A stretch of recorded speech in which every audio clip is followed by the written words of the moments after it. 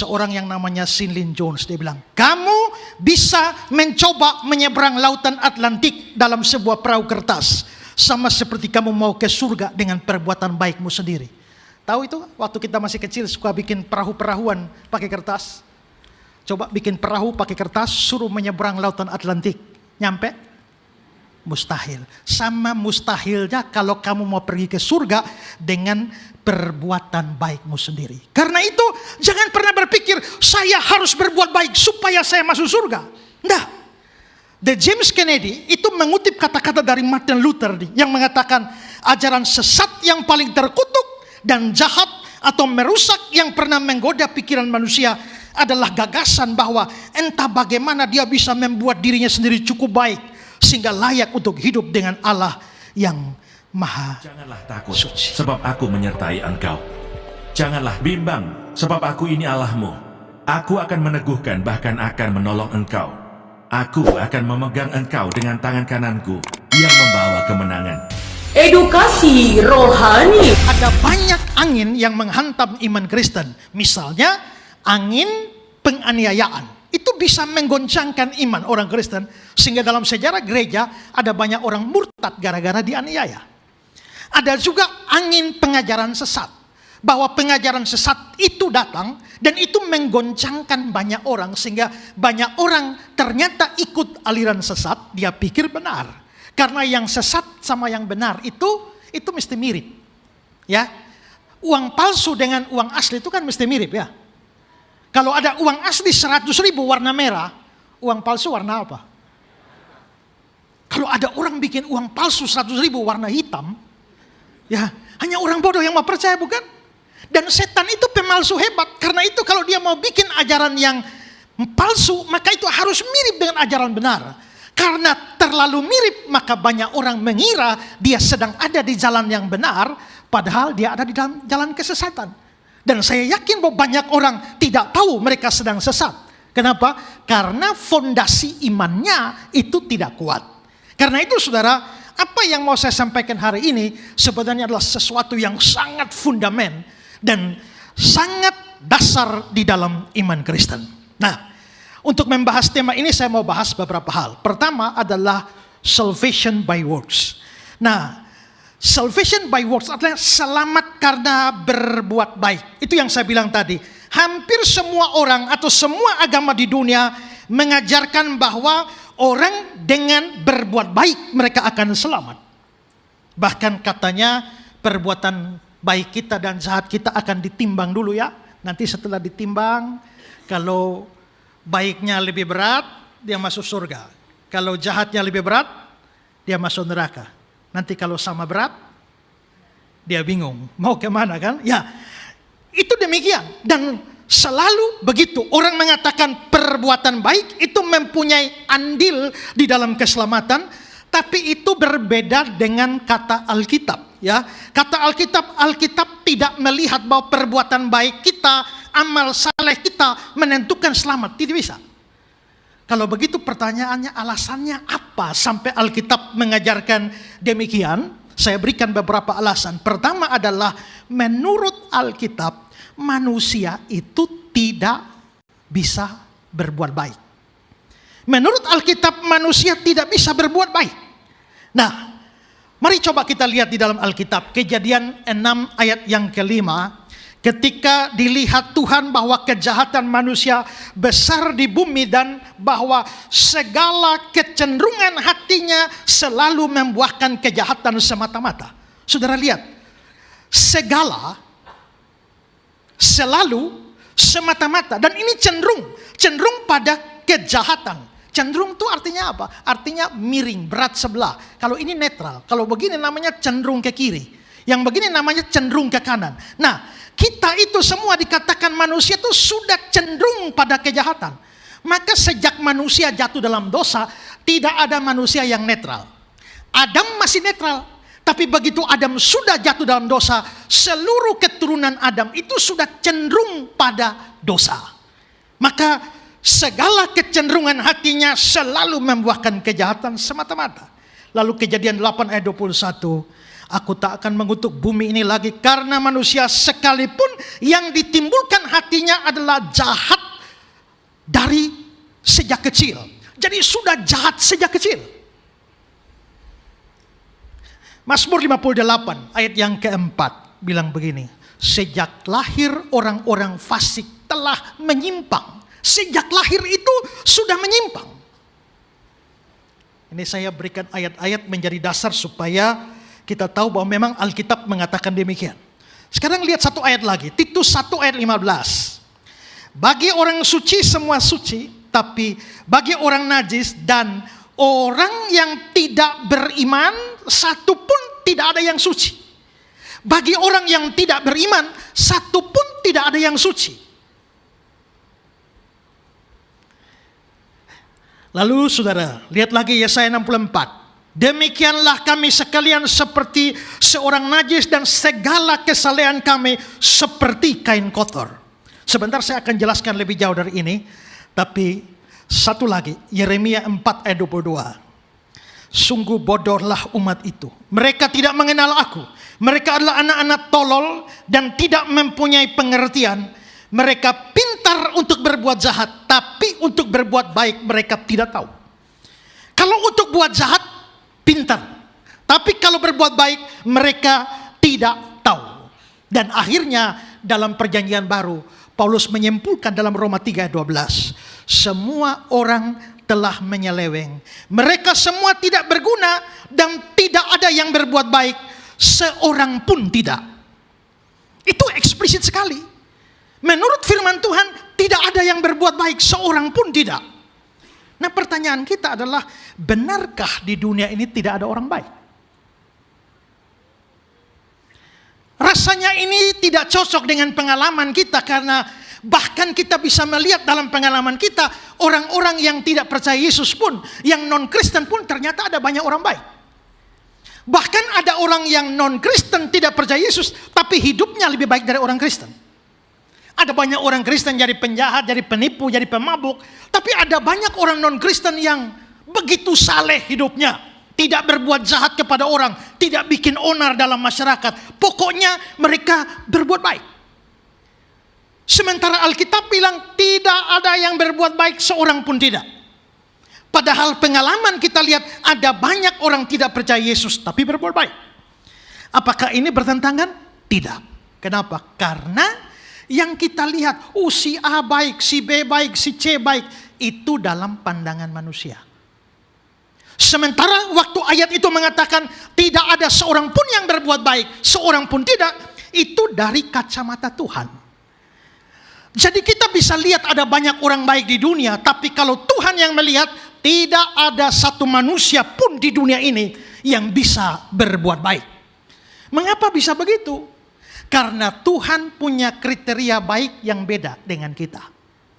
Kalau kita lihat orang, ada orang miskin, dia bantu, dia orang baik. Ada orang sakit, dia bantu bawa ke dokter, orang baik. Kita melihat setumpuk perbuatan-perbuatan, lalu kita bikin penilaian, itu orang baik. Tapi Tuhan, waktu menilai orang, Tuhan punya kriteria sendiri, orang itu baik atau tidak. Kalau begitu kriteria untuk dikatakan baik menurut Tuhan itu bagaimana? Pertama adalah perbuatan baik itu harus dilakukan untuk kemuliaan Allah. 1 Korintus 10 ayat 31. Jika engkau makan, jika engkau minum, jika engkau melakukan sesuatu yang lain, lakukanlah semuanya untuk kemuliaan Allah. Nah, kalau kamu lakukan itu untuk kemuliaan Allah, barulah itu bisa disebut baik. Kamu boleh berbuat apa saja, tapi kalau itu tidak ada hubungan dengan memuliakan Allah, maka itu dianggap tidak baik. Sekarang, kalau kamu lihat ada orang sakit, kasihan ya, ayo bawa dia ke dokter. Baik? Mestinya baik. Tapi mengapa kamu melakukan itu? Karena kasihan. Hanya kasihan itu tidak dianggap baik oleh Tuhan.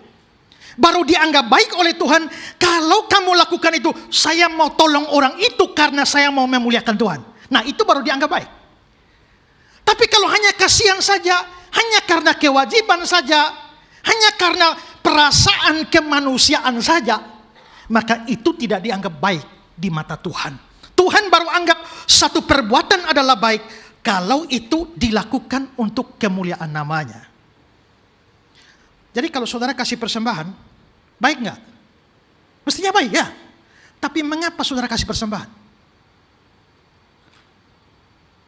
Kalau tidak ada untuk kemuliaan Tuhan, biar saudara kasih 1 miliar pun dianggap nggak baik oleh Tuhan. Ya, saudara melayani, ada untuk kemuliaan Tuhan atau tidak? Karena ada banyak orang melayani bukan untuk kemuliaan Tuhan. Ya, ada banyak orang melayani hanya karena mau cari makan. Ada satu perampok di India, tengah malam dia masuk ke rumah orang dan dia rampok. Waktu dia rampok, satu kampung langsung keluar kejar dia. Satu kampung kejar dia, dia lari-lari, hampir napasnya hampir putus karena hampir ketangkap. Lalu akhirnya dia lari sampai hutan, dia lihat ada pohon besar di situ. Lalu dia tahu orang India itu sangat menghormati orang suci. Maka dia, perampok ini segera berlutut di bawah pohon seperti orang suci. Maka orang satu kampung kejar perampok, mereka lihat, loh ada orang suci di bawah pohon lagi bertapa. Nah di sana kalau lihat orang suci biasanya minta berkat. Setelah minta berkat mereka harus kasih sesuatu buat orang suci. Maka mereka pergi ambil makanan, taruh di depannya, minta berkat. Si orang suci itu tumpang tangan berkat. Ada bawa capcay dapat berkat, bawa mie goreng dapat. Sementara dia kasih berkat, dia pikir, untuk apa repot-repot jadi perampok ya? Bukankah aku sudah bisa makan kenyang dengan memanfaatkan iman orang-orang tolol ini? Nah, begitu juga ternyata orang melayani juga motivasi berbeda. Kalau dia melayani hanya untuk cari makan, maka dia tidak melakukan itu untuk kemuliaan Tuhan. Melayani sampai bengkok pun tidak dianggap baik oleh Tuhan. Berkhotbah pun demikian. Kalau berkhotbah itu bukan untuk kemuliaan Tuhan, maka itu pun tidak dianggap baik oleh Tuhan.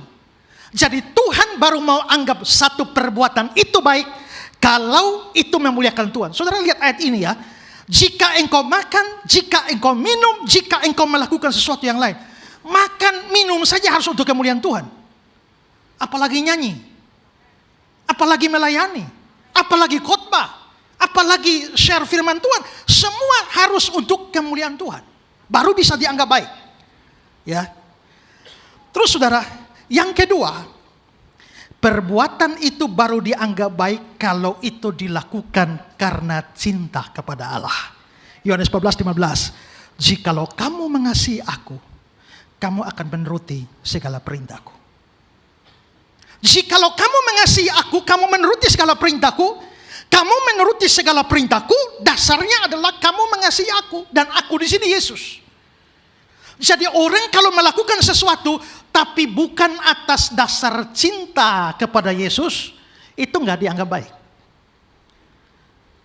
Pernahkah orang memberi tapi tidak cinta? Siapa yang pernah ditilang polisi? Lalu 100.000 saudara kasih. Saya tanya, saudara kasih 100.000 ke polisi itu karena saudara cinta polisi? Enggak kan? Bahkan bisa kasih dengan dongkol. Berarti orang memberi itu belum tentu karena cinta. Tapi kalau orang cinta kepada Tuhan, dia mau memberi. Orang bisa melayani bukan karena cinta, tapi kalau orang cinta, maka dia mau melayani. Maka di sini kita bisa lihat bahwa baru disebut perbuatan baik kalau kamu melakukan karena cinta kepada Tuhan. Sekarang orang agama lain atau siapapun di kolong langit ini, apakah mereka berbuat baik? Kalau kita lihat dari kacamata manusia, ya. Tapi apakah mereka berbuat baik karena cinta Yesus? Bagaimana bisa cinta Yesus, percaya Yesus saja enggak?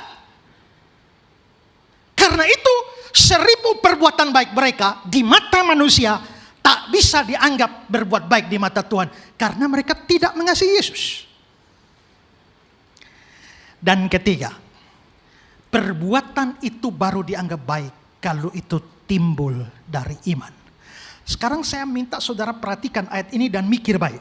Roma 14. Dan segala sesuatu yang tidak berdasarkan iman adalah,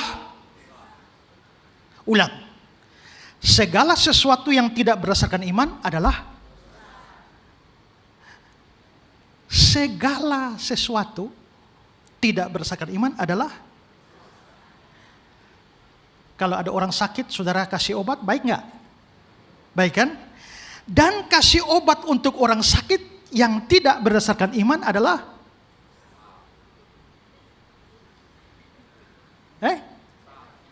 Kalau ada orang lapar, mau mati, saudara kasih makan. Mari berlakukan ayat ini. Dan kasih makan orang lapar tidak berdasarkan iman adalah dosa ya. 2 ayatnya loh ya. Jadi kalau saudara lihat ada orang lapar, saudara mau kasih dia makan, baik, menurut manusia baik. Tapi begitu saudara kasih makan, Tuhan lihat ada iman gak ya? Oh, orang itu gak percaya. Tanpa iman jadi dosa. Maka saudara kasih makan orang yang lapar jadi dosa. Karena segala sesuatu yang tidak berdasarkan iman adalah dosa. Kalau saudara sumbang uangmu untuk pembangunan gereja, saudara nyumbang aja karena kebanyakan duit. Tapi waktu saudara kasih sumbangan, Tuhan lihat di hati orang ini ada iman gak ya? Gak ada. Kalau begitu menyumbang untuk gereja tidak berdasarkan iman adalah dosa ya. Ya kan? Berarti menyumbang dosa. Kasih makan orang lapar dosa. Sembuhkan orang sakit karena tidak ada iman dosa. Maka saudara lihat, perbuatan baik yang dilakukan oleh orang tak beriman pun jadi dosa. Nah sekarang saudara mikir coba. Kalau saudara datang kebaktian, baik ya? Tuhan cek, ini orang datang kebaktian ini karena apa? Ada iman? Enggak. Loh memangnya ada orang datang kebaktian bukan karena iman? Bisa, hanya karena ikut ceweknya. Ya, hanya karena ikut pacarnya. Begitu saudara ikut kebaktian dan Tuhan lihat ada iman gak? Tidak ada, dosa. Jadi saudara, kalau saya tolong orang jadi dosa, mending gak usah tolong kan? Tapi kalau gak tolong, Yakobus 4 ayat 17 bilang, kalau engkau tahu itu baik tapi tidak lakukan, kamu berdosa. Jadi tolong dosa, tidak tolong juga dosa. Ya. Dan Ibrani 11 ayat 6. Tanpa iman tidak mungkin orang berkenan pada Allah. Tanpa iman. Jadi kamu mau berbuat baik macam apapun, sebaik apapun dalam kacamata manusia, pokoknya kalau tidak ada iman, itu tidak berkenan. Allah tidak beriman. Saudara, kalau saudara lihat di Kejadian pasal 4 itu kan ada kisah Kain dan Habel. Kain memberi persembahan, Habel juga. Pertanyaannya, kenapa persembahannya Kain ditolak, Habel tidak? Habel diterima. Kalau saudara belajar baik-baik di perjanjian baru, nanti dia bilang, Kain yang berasal dari si jahat. Itu berarti Kain bukan orang beriman. Karena Kain bukan orang beriman, makanya persembahannya tidak berkenan pada Tuhan. Tapi Habel orang benar itu, orang beriman itu, karena iman maka Habel mempersembahkan persembahan yang lebih baik. Ibrani 11. Maka persembahan Habel diterima karena beriman. Tapi persembahan Kain ditolak karena tidak beriman. Mengapa? Tanpa iman tidak mungkin orang berkenan kepada Allah. Kalau begitu saudara, berbuat baik menurut kacamata Tuhan, pertama harus untuk kemuliaan Tuhan. Kedua, harus untuk mengasihi Tuhan. Dan yang ketiga, harus dilandasi dengan iman. Kalau begitu sekarang, ada orang non-Kristen di sana yang baik luar biasa. Dia bisa penuhi 3 kriteria itu? Tidak bisa. Kalau begitu di mata Tuhan dia nggak baik. Karena apa? Karena dia melakukan banyak perbuatan baik bukan untuk kemuliaannya, bukan untuk mengasihi Tuhan, dan tanpa iman malah jadi dosa bagi dia.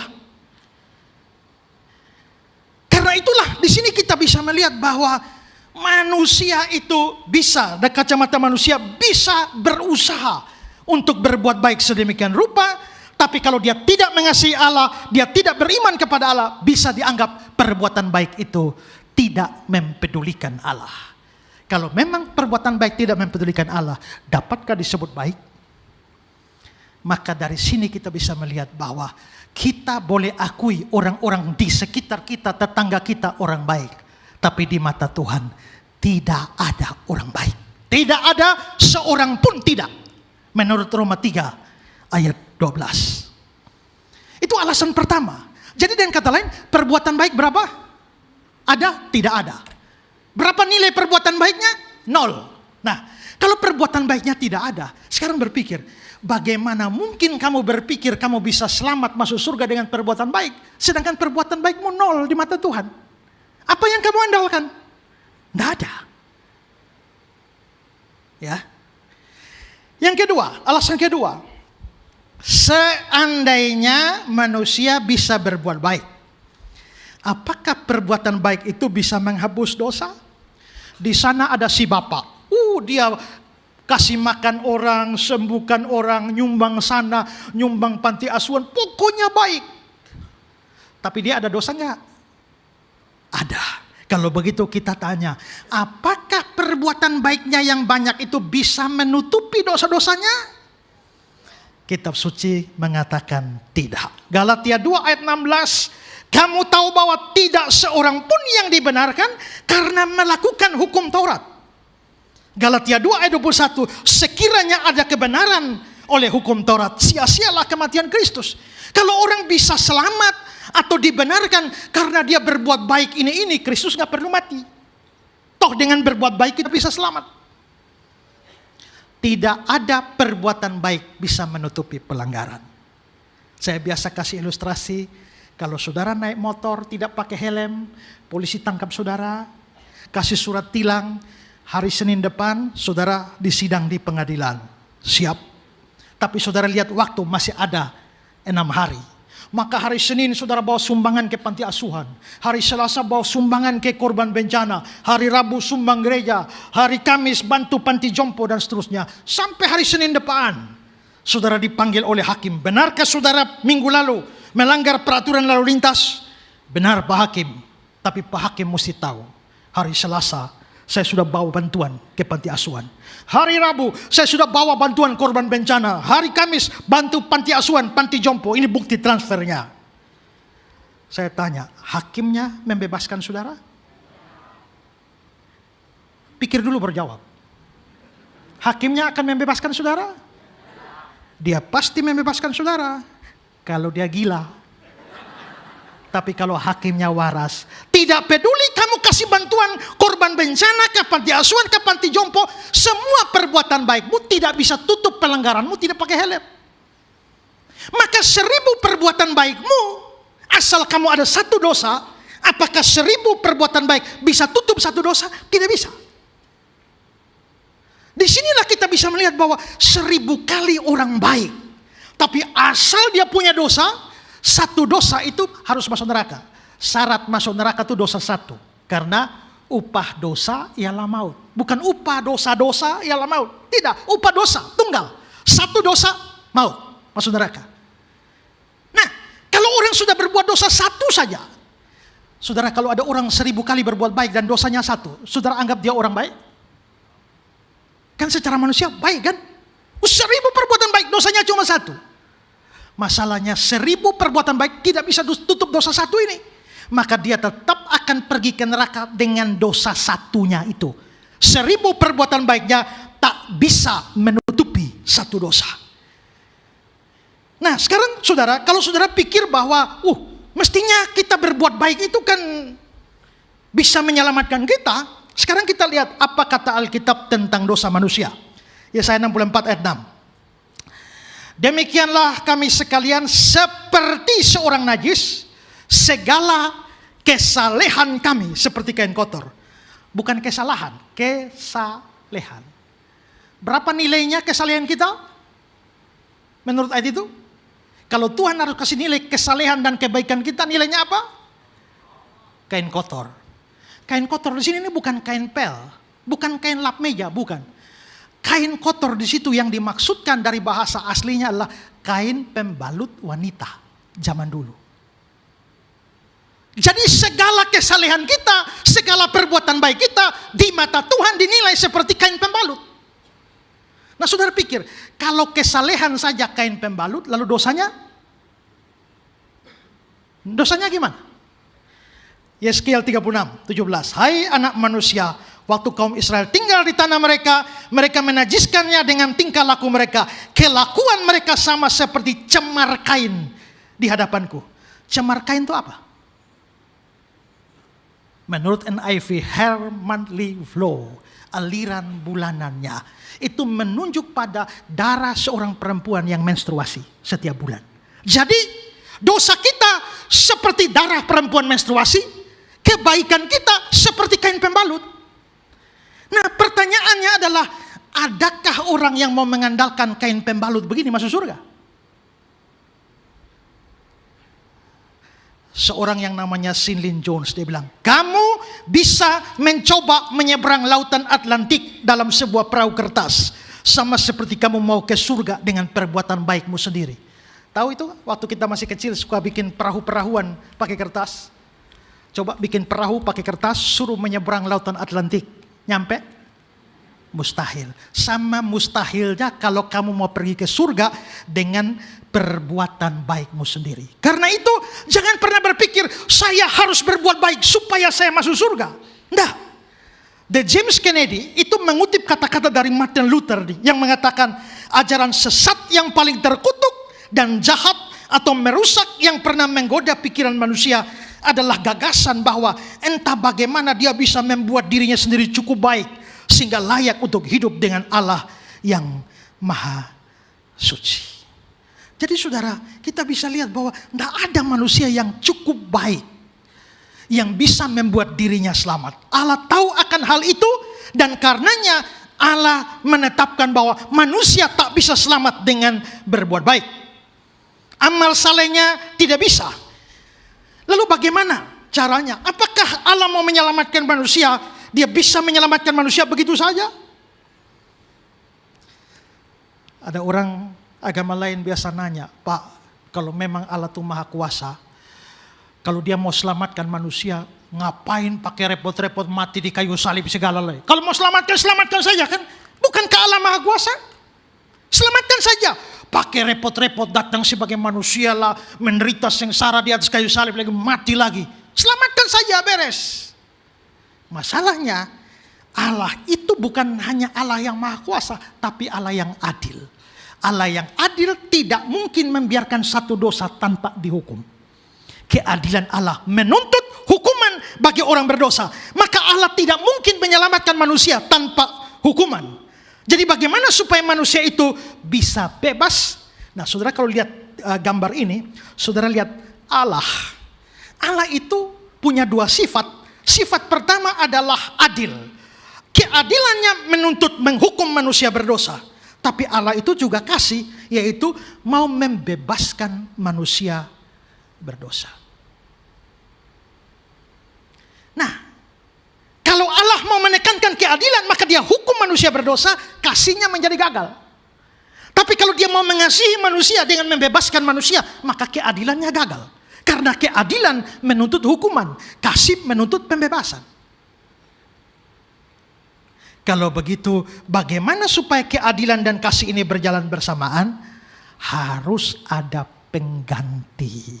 Ya, di sini ada satu orang, contoh, dia berbuat salah kepada saya. Menurut hukum saya, dia harus ditampar 100 kali. Kalau saya adil, maka saya harus tampar dia 100 kali. Demi keadilan saya. Tapi saya kasihan sama dia, sayang sama dia. Saya nggak mau dia kena tampar. Tapi saya harus tampar. Keadilan saya menuntut tamparan. Kasih saya tidak mau dia ditampar. Bagaimana saya menampar tapi dia tidak tertampar? Harus ada yang berdiri ganti dia di sini. Itulah juru selamat. Nanti juru selamatnya yang kena tampar. Tapi yang orang ini yang bersalah, dia bebas dari tamparan. Waktu saya menampar juru selamatnya, keadilan saya sudah jalan. Yaitu tamparan sudah selesai. Tapi pada waktu saya tampar juru selamat, dia akan bebas. Karena dia bebas, maka kasih saya juga jalan. Maka sebenarnya kita bisa melihatlah bahwa dibutuhkan pengganti untuk mengatasi masalah dosa ini. Nah pengganti itu tidak boleh sembarang. Harus ada syarat. Apa syarat pengganti? Pertama, penggantinya harus manusia. Karena yang buat dosa manusia. Dan kedua, penggantinya harus tidak berdosa. Kalau penggantinya juga berdosa, ya sama aja dengan saya. Sama aja dengan kita. Maka pengganti tidak boleh berdosa. Satu pun tidak boleh. Karena syarat masuk neraka dosa satu. Jadi kalau penggantinya sampai berdosa satu saja, maka kita tidak punya pengganti. Nah, karena pengganti itu harus manusia yang tidak berdosa. Cari manusia banyak. Yang gak berdosa ini gak ada. Di atas sana ada Tuhan Allah yang tidak berdosa, tapi bukan manusia. Jadi bagaimana ada satu manusia yang tidak berdosa, maka bagaimana kalau Allah menjelma jadi manusia? Dia harus manusia sungguh-sungguh, maka dia harus lahir dari seorang manusia. Tidak boleh muncul dari pohon, tidak boleh muncul dari laut, dari batu. Itu namanya manusia jadi-jadian. Dia harus manusia sungguh-sungguh. Kalau dia manusia sungguh-sungguh, dia harus punya hubungan dengan manusia pertama, yaitu Adam. Kalau begitu bagaimana silsilah dia? Makanya Injil Lukas mencatat silsilah Yesus sampai Adam. Untuk menunjukkan bahwa dia betul-betul manusia. Tapi waktu dia jadi manusia, dia nggak boleh berhenti jadi Allah. Karena waktu dia berhenti jadi Allah, dia nggak suci lagi. Dia berdosa, maka tidak ada pengganti lagi. Makanya kekristenan percaya bahwa Yesus itu Allah dan manusia. Tapi waktu dia jadi manusia, dia tidak berhenti jadi Allah. Dia cuma ketambahan manusia. Coba saudara lihat ya. Kalau saya bilang, apa boleh buat? Nasi sudah jadi bubur. Nasi sudah jadi bubur. Yang sekarang ada apa? Bubur. Nasinya mana? Hilang kan? Nasinya hilang. Nah, Allah jadi manusia tidak seperti nasi jadi bubur. Tapi kalau saya bilang begini, Esra jadi pendeta. Kalau Esra jadi pendeta, pertanyaannya, apakah Esra masih ada? Ada kan? Kalau tidak ada, terus siapa yang ngomong dengan saudara sekarang? Saya ada kan? Tapi saya di ketambahan pendeta, maka di depannya ada pendeta Esra atau pastor Esra. Waktu ketambahan, Esranya tetap ada, ketambahan pastornya. Nah, Allah jadi manusia, Allahnya tetap ada, tapi ketambahan manusia. Makanya karena dia menjadi Allah dan manusia, maka kadang-kadang dia bersikap bertindak seperti Allah. Hei anakku, dosamu sudah diampuni. Hai angin, diam tenanglah. Itu kealahannya. Tapi waktu dia lapar, masa Allah kau lapar? Enggak, manusianya. Waktu Yesus tidur, masa Allah kau tidur? Waktu Yesus berdoa, masa Allah kau berdoa? Itu kan yang sering kita dengar. Mereka enggak sadar bahwa itu kemanusiaannya. Saya seorang pastor, seorang pendeta, saya kadang-kadang pakai jubah kebesaran pendeta itu ya. Lalu ada yang putih-putih di sini namanya kolar di gereja-gereja Protestan, lalu ada stolanya. Kalau orang lihat, ini pendeta. Tapi saya juga pemain pingpong. Maka saya pakai celana olahraga, baju olahraga, bawa bat. Saya pendeta sekaligus pemain pingpong. Waktu saudara lihat saya pakai jubah, saudara bilang, ini pasti bukan pemain pingpong. Kenapa? Masa pemain pingpong pakai jubah? Tapi waktu saudara lihat saya pakai celana pendek, bawa bat, ini pasti bukan pendeta. Karena pendeta kenapa bukan bawa Alkitab tapi bawa bat? Tidak. Waktu saya bawa bat menunjukkan saya pemain pingpong. Waktu saya pakai jubah menunjukkan saya pendeta. Jangan pakai jubah untuk menolak bahwa saya pemain pingpong. Jangan pakai bat untuk menolak saya pendeta. Jangan pakai kealahannya untuk menolak kemanusiaan. Dan jangan pakai kemanusiaan untuk menolak kealahan. Nah, ini yang seringkali tidak dipahami oleh banyak orang. Dan mereka menyerang iman kita. Kalau Yesus Allah, ya, misalnya ada mualaf yang sudah almarhum, dia bilang, Allah tidak perlu makan. A, Allah tidak perlu makan. B, Yesus makan. Kesimpulannya, Yesus bukan Allah. A, Allah tidak tidur. B, Yesus tidur. Kesimpulannya, Yesus bukan Allah. Ya masalahnya di situ, dia tidak paham bahwa Tuhannya orang Kristen itu Allah yang jelma menjadi manusia. Karena itu maka dia Allah dan manusia. Semua ayat tentang Natal itu bicara tentang Allah manusia. Ayat yang terkenal, sebab seorang anak telah diberikan bagi kita, seorang putra telah dilahirkan bagi kita. Kan dilahirkan, berarti manusia kan? Tapi kalimat selanjutnya, namanya disebutkan orang penasihat ajaib, Allah yang perkasa, Bapa kekal, Raja damai. Mana manusia bisa pakai gelar itu? Allah yang perkasa, Bapa yang kekal, Raja damai. Nabi mana bisa pakai gelar begitu? Itu kealahannya. Kalau tidak bisa bedakan itu, maka kita tidak paham apa-apa tentang kekristenan. Ya, nah karena itulah maka setelah kita tidak bisa selamat dengan perbuatan baik kita, hal kedua yang saya bicarakan, kan harus ada pengganti. Maka Kristuslah pengganti kita. Tadi saya ilustrasi saya, orang ini bersalah pada saya, menurut hukum saya harus dapat tampar 100 kali. Kalau saya sayang dia, tidak mau dia ditampar, harus penggantinya, dan pengganti itu yang saya tampar. penggantinya itu harus menerima tamparan. Karena dia dihukum tampar. Kalau dia dihukum digorok, maka penggantinya harus digorok. Kalau dia disuntik, maka penggantinya harus disuntik. Masalahnya orang berdosa harus mati, karena upah dosa maut. Itulah sebabnya penggantinya harus mati. Ya, makanya kalau mereka bertanya, bagaimana Yesus bisa jadi juru selamat sedangkan menyelamatkan diri dari salib saja tidak bisa? Gampang jawabnya. Yesus tidak perlu selamatkan diri. Karena kalau dia mau selamatkan diri, dia nggak usah datang. Karena anak manusia datang untuk memberikan nyawanya menjadi tebusan bagi banyak orang. Jadi memang dia datang untuk mati. Kalau dia tidak mati, kita semua yang akan mati. Dengan dia mati, maka dia menanggung hukuman kita. Maka 750 tahun sebelum itu terjadi, nubuat sudah diberikan. Yesaya 53. Tetapi sesungguhnya penyakit kitalah yang ditanggungnya. Kesengsaraan kita yang dipikulnya. Padahal kita mengira dia kena tulah, dipukul dan ditindas oleh Allah. Tapi dia tertikam oleh karena pemberontakan kita. Dia diremukan oleh karena kejahatan kita. Ganjaran yang mendatangkan keselamatan bagi kita ditimpakan kepadanya. Dan oleh bilur-bilurnya kita menjadi sembuh. Kita sekalian sesat seperti domba. Masing-masing kita mengambil jalan sendiri. Tapi Tuhan telah menimpakan kepadanya kejahatan kita sekalian. Maka semua hukuman kita dialihkan kepada pengganti kita, yaitu Kristus. Makanya dalam 2 Korintus 5:15, dan Kristus telah mati untuk semua orang. Semua orang ini tak berarti bahwa semua manusia di dunia. Semua orang yang percaya kepada dia. Nah, Kristus mengalami penderitaan yang begitu luar biasa. Dia dicambuk sedemikian rupa secara luar biasa. Ada orang yang berkata Yesus tidak bangkit, cuma pingsan saja gara-gara disalib. Itu nggak mengerti apa-apa itu.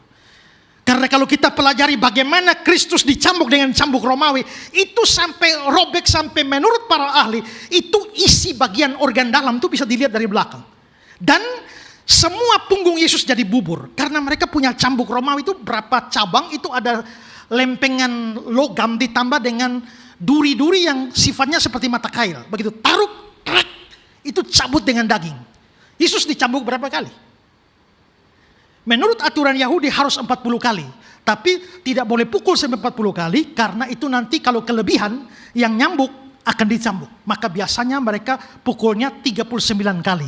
Makanya Paulus bilang aku disesa 40 kurang 1. Itu aturan Yahudi. Tapi Yesus tidak dicambuk oleh orang Yahudi. Dia dicambuk oleh orang Romawi yang tidak ada aturan. Para ahli mengatakan berapa kali orang dicambuk tergantung suasana hati si serdadu.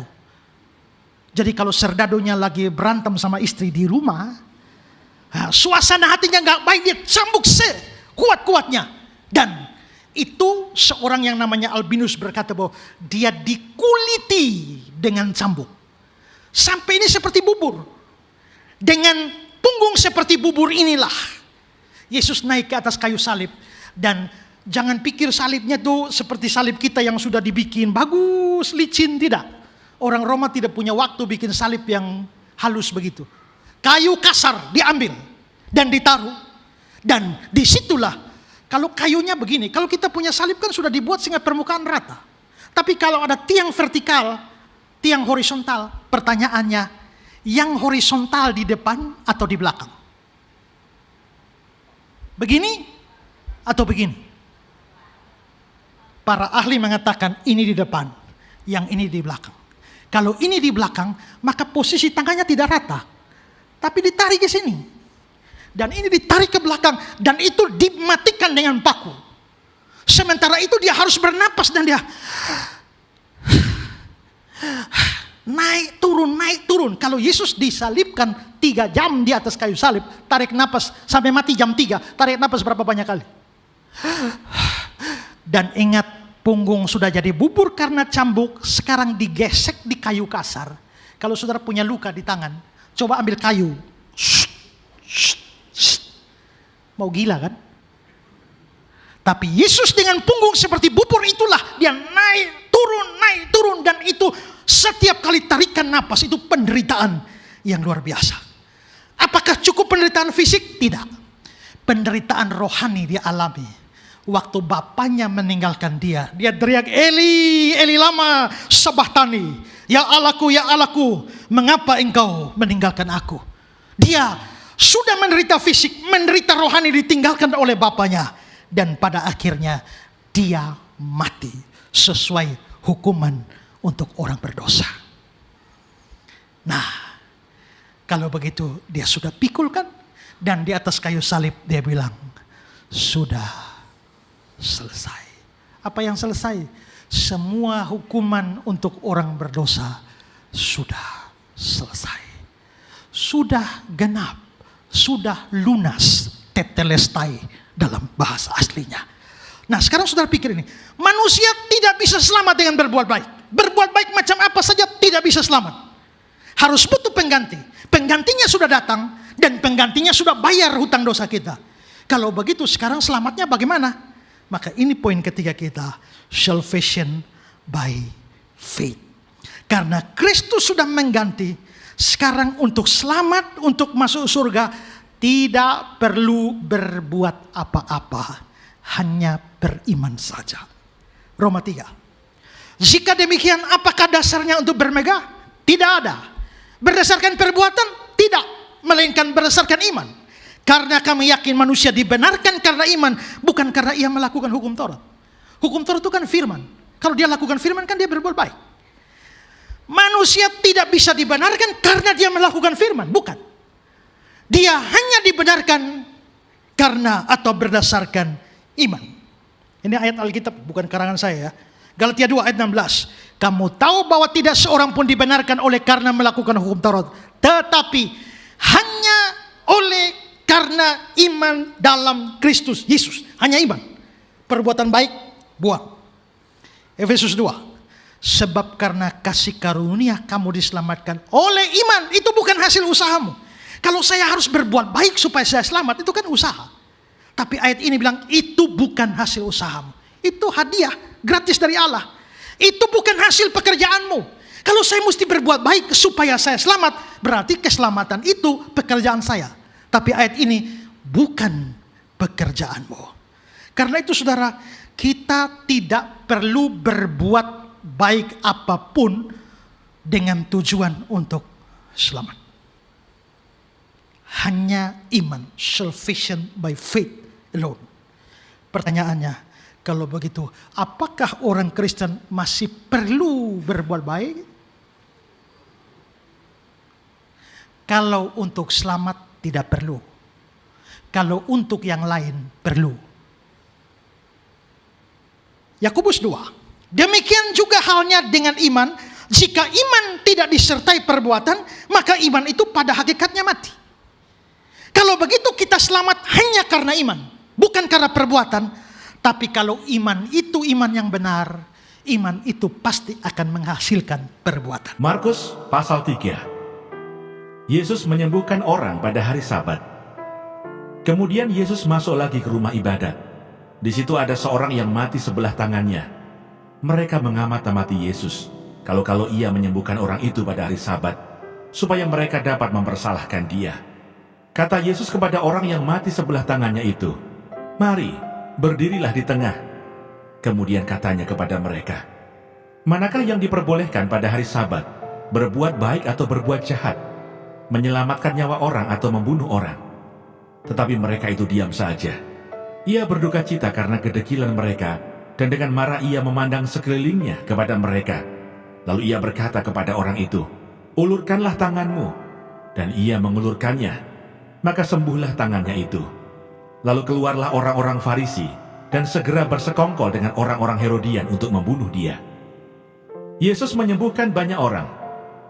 Kemudian Yesus dengan murid-muridnya menyingkir ke danau, dan banyak orang dari Galilea mengikutinya. Juga dari Yudea, dari Yerusalem, dari Idumea, dari seberang Yordan, dan dari daerah Tirus dan Sidon, datang banyak orang kepadanya. Sesudah mereka mendengar segala yang dilakukannya, ia menyuruh murid-muridnya menyediakan sebuah perahu baginya, karena orang banyak itu, supaya mereka jangan sampai menghimpitnya. Sebab ia menyembuhkan banyak orang, sehingga semua penderita penyakit berdesak-desakan kepadanya, hendak menjamahnya. Bila mana roh-roh jahat melihat dia, mereka jatuh tersungkur di hadapannya dan berteriak, "Engkaulah anak Allah." Tetapi ia dengan keras melarang mereka memberitahukan siapa dia. Yesus memanggil ke-12 rasul. Kemudian naiklah Yesus ke atas bukit. Ia memanggil orang-orang yang dikehendakinya, dan mereka pun datang kepadanya. Ia menetapkan 12 orang untuk menyertai dia, dan untuk diutusnya memberitakan Injil, dan diberinya kuasa untuk mengusir setan. Ke-12 orang yang ditetapkan itu ialah Simon yang diberinya nama Petrus, Yakobus anak Zebedeus, dan Yohanes saudara Yakobus. Yang keduanya diberinya nama Boanerges, yang berarti anak-anak guru. Selanjutnya Andreas, Filipus, Bartolomeus, Matius, Thomas, Yakobus anak Alfeus, Tadeus, Simon orang Zelot, dan Yudas Iskariot yang mengkhianati dia. Yesus dan Beelzebul. Kemudian Yesus masuk ke sebuah rumah, maka datanglah orang banyak berkerumun pula, sehingga makan pun mereka tidak dapat. Waktu kaum keluarganya mendengar hal itu, mereka datang hendak mengambil dia, sebab kata mereka ia tidak waras lagi. Dan ahli-ahli Taurat yang datang dari Yerusalem berkata, ia kerasukan Beelzebul, dan dengan penghulu setan ia mengusir setan. Yesus memanggil mereka lalu berkata kepada mereka dalam perumpamaan, bagaimana iblis dapat mengusir iblis? Kalau suatu kerajaan terpecah-pecah, kerajaan itu tidak dapat bertahan. Dan jika suatu rumah tangga terpecah-pecah, rumah tangga itu tidak dapat bertahan. Demikianlah juga kalau iblis berontak melawan dirinya sendiri, dan kalau ia terbagi-bagi, ia tidak dapat bertahan, melainkan sudahlah tiba kesudahannya. Tetapi tidak seorang pun dapat memasuki rumah seorang yang kuat untuk merampas harta bendanya, apabila tidak diikatnya dahulu orang kuat itu. Sesudah itu barulah dapat ia merampok rumah itu. Aku berkata kepadamu, sesungguhnya semua dosa dan hujat anak-anak manusia akan diampuni. Ya, semua hujat yang mereka ucapkan. Tetapi apabila seorang menghujat Roh Kudus, ia tidak mendapat ampun selama-lamanya, melainkan bersalah karena berbuat dosa kekal. Ia berkata demikian karena mereka katakan bahwa ia kerasukan roh jahat. Yesus dan sanak saudaranya. Lalu datanglah ibu dan saudara-saudara Yesus, sementara mereka berdiri di luar. Mereka menyuruh orang memanggil dia. Ada orang banyak duduk mengelilingi dia. Mereka berkata kepadanya, lihat, ibu dan saudara-saudaramu ada di luar dan berusaha menemui engkau. Jawab Yesus kepada mereka, siapa ibuku dan siapa saudara-saudaraku? Ia melihat kepada orang-orang yang duduk di sekelilingnya itu dan berkata, ini ibuku dan saudara-saudaraku. Barang siapa melakukan kehendak Allah, dialah saudaraku laki-laki, dialah saudaraku perempuan, dialah ibuku. Markus pasal 4. Perumpamaan tentang seorang penabur. Pada suatu kali Yesus mulai pula mengajar di tepi danau. Maka datanglah orang banyak yang sangat besar jumlahnya mengerumuni dia, sehingga ia naik ke sebuah perahu yang sedang berlabuh, lalu duduk di situ. Sedangkan semua orang banyak itu di darat, di tepi danau itu. Dan ia mengajarkan banyak hal dalam perumpamaan kepada mereka. Dalam ajarannya itu ia berkata kepada mereka, dengarlah, adalah seorang penabur keluar untuk menabur. Pada waktu ia menabur, sebagian benih itu jatuh di pinggir jalan. Lalu datanglah burung dan memakannya sampai habis. Sebagian jatuh di tanah yang berbatu-batu, yang tidak banyak tanahnya. Lalu benih itu pun segera tumbuh karena tanahnya tipis. Tetapi sesudah matahari terbit, layulah ia dan menjadi kering karena tidak berakar. Sebagian lagi jatuh di tengah semak duri. Lalu makin besarlah semak itu dan menghimpitnya sampai mati, sehingga ia tidak berbuah. Dan sebagian jatuh di tanah yang baik. Ia tumbuh dengan suburnya dan berbuah. Hasilnya ada yang 30 kali lipat, ada yang 60 kali lipat, ada yang 100 kali lipat. Dan katanya, siapa yang mempunyai telinga untuk mendengar, hendaklah ia mendengar. Ketika ia sendirian, pengikut-pengikutnya dan ke-12 murid itu menanyakan dia tentang perumpamaan itu. Jawabnya, kepadamu telah diberikan rahasia kerajaan Allah, tetapi kepada orang-orang luar, segala sesuatu disampaikan dalam perumpamaan, supaya sekalipun melihat mereka tidak menanggap, sekalipun mendengar mereka tidak mengerti, supaya mereka jangan berbalik dan mendapat ampun. Lalu ia berkata kepada mereka, Tidakkah kamu mengerti perumpamaan ini? Kalau demikian bagaimana kamu dapat memahami semua perumpamaan yang lain? Penabur itu menaburkan firman. Orang-orang yang di pinggir jalan tempat firman itu ditaburkan, ialah mereka yang mendengar firman. Lalu datanglah iblis dan mengambil firman yang baru ditaburkan di dalam mereka. Demikian juga yang ditaburkan di tanah yang berbatu-batu, ialah orang-orang yang mendengar firman itu dan segera menerimanya dengan gembira. Tetapi mereka tidak berakar dan tahan sebentar saja. Apabila kemudian datang penindasan atau penganiayaan karena firman itu, mereka segera murtad. Dan yang lain ialah yang ditaburkan di tengah semak duri. Itulah yang mendengar firman itu, lalu kekhawatiran dunia ini dan tipu daya kekayaan dan keinginan-keinginan akan hal yang lain masuklah menghimpit firman itu sehingga tidak berbuah. Dan akhirnya yang ditaburkan di tanah yang baik ialah orang yang mendengar dan menyambut firman itu lalu berbuah. Ada yang 30 kali lipat, ada yang 60 kali lipat, dan ada yang 100 kali lipat. Perumpamaan tentang pelita dan tentang ukuran. Lalu Yesus berkata kepada mereka, orang membawa pelita bukan supaya ditempatkan di bawah gantang atau di bawah tempat tidur, melainkan supaya ditaruh di atas kaki dian. Sebab tidak ada sesuatu yang tersembunyi yang tidak akan dinyatakan, dan tidak ada sesuatu yang rahasia yang tidak akan tersingkap. Barang siapa mempunyai telinga untuk mendengar, hendaklah ia mendengar. Lalu ia berkata lagi, camkanlah apa yang kamu dengar. Ukuran yang kamu pakai untuk mengukur akan diukurkan kepadamu, dan di samping itu akan ditambah lagi kepadamu. Karena siapa yang mempunyai, kepadanya akan diberi. Tetapi siapa yang tidak mempunyai, apapun juga yang ada padanya akan diambil daripadanya. Perumpamaan tentang benih yang tumbuh. Lalu kata Yesus, beginilah hal kerajaan Allah itu, seumpama orang yang menaburkan benih di tanah. Lalu pada malam hari ia tidur dan pada siang hari ia bangun, dan benih itu mengeluarkan tunas, dan tunas itu makin tinggi. Bagaimana terjadinya tidak diketahui orang itu. Bumi dengan sendirinya mengeluarkan buah, mula-mula tangkainya, lalu bulirnya, kemudian butir-butir yang penuh isinya dalam bulir itu. Apabila buah itu sudah cukup masak, orang itu segera menyabit, sebab musim menuai sudah tiba. Perumpamaan tentang biji sesawi. Katanya lagi, dengan apa hendak kita membandingkan kerajaan Allah itu? Atau dengan perumpamaan manakah hendaknya kita menggambarkannya? Hal kerajaan itu seumpama biji sesawi yang ditaburkan di tanah. Memang biji itu yang paling kecil daripada segala jenis biji yang ada di bumi. Tetapi apabila ia ditaburkan, ia tumbuh dan menjadi lebih besar daripada segala sayuran yang lain, dan mengeluarkan cabang-cabang yang besar, sehingga burung-burung di udara dapat bersarang dalam naungannya. Dalam banyak perumpamaan yang semacam itu, ia memberitakan firman kepada mereka sesuai dengan pengertian mereka. Dan tanpa perumpamaan, ia tidak berkata-kata kepada mereka. Tetapi kepada murid-muridnya, ia menguraikan segala sesuatu secara tersendiri. Angin ribut diredakan. Pada hari itu, waktu hari sudah petang, Yesus berkata kepada mereka, marilah kita bertolak ke seberang. Mereka meninggalkan orang banyak itu lalu bertolak, dan membawa Yesus beserta dengan mereka dalam perahu, di mana Yesus telah duduk, dan perahu-perahu lain juga menyertai. Sebab aku menyertai engkau. Janganlah bimbang, sebab aku ini Allahmu.